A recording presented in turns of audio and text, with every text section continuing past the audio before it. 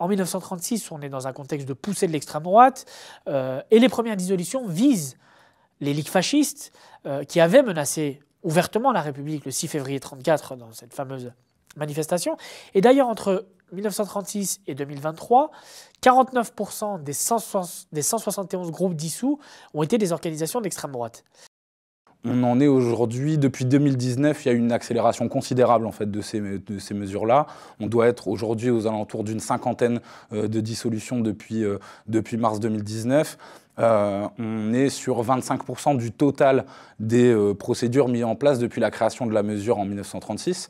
Donc, on est sur une franche accélération qui est concomitante à l'arrivée de Gérald Darmanin, en gros, au ministère de l'Intérieur. Ouais, le CCIF a été notamment dissous sur la base d'une dénonciation d'une islamophobie d'État.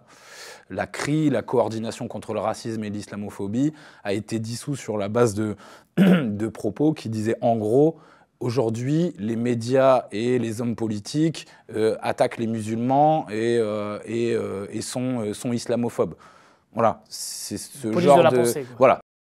Donc déjà, il faut le rappeler, cette mesure de dissolution est mise en place sur la base d'un mensonge. En fait, un mensonge de Gérald Darmanin qui annonce, je ne sais pas si c'est quelques heures ou quelques jours après l'assassinat de Samuel Paty, que le CCIF est directement impliqué en fait dans cet assassinat, quoi. Donc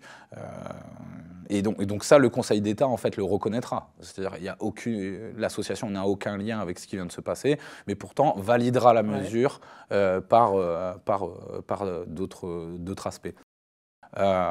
Et donc effectivement, toutes les associations aujourd'hui qui ont été attaquées par le contrat d'engagement républicain, à l'heure où on parle aujourd'hui, ont gagné en fait devant la justice. Et donc ça, je pense que les préfets, les institutions se rendent compte que cet outil a été construit peut-être sur de mauvaises bases juridiques et ne permet pas de gagner, et que les associations arrivent à se défendre.